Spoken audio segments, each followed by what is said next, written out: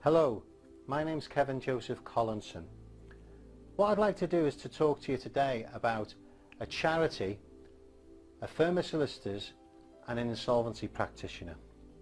Now, essentially when people go into liquidation, the first step is to go to somebody that they trust, a professional person, probably a solicitor or an accountant.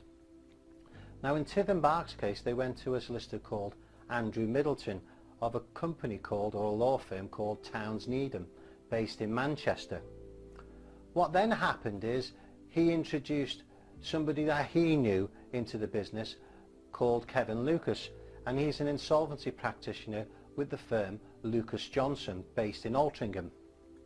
So they get together with the trustees, they get to a choice of going into liquidation, and essentially from there what the trustees are expecting is that all the creditors will be paid. It's going to be a solvent liquidation.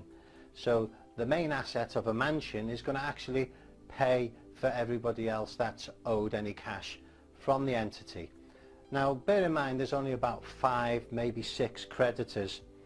So you've got small ones, what you'd class as small creditors, and then there's a couple of big creditors where they're owed over £100,000 each.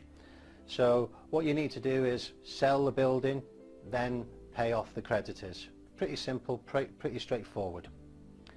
Now what you've got to then ask yourself a question is, how do a firm of solicitors, Towns Needham, and namely Andrew Middleton, get together with an insolvency practitioner, namely Kevin Lucas of Lucas Johnson, and then come to be able to generate £80,000 worth of fees? Yeah, you did hear me right, £80,000 worth of fees. Now the mansion itself as well was sold for £280,000. Now you don't need to be Einstein to work out that something here isn't quite right.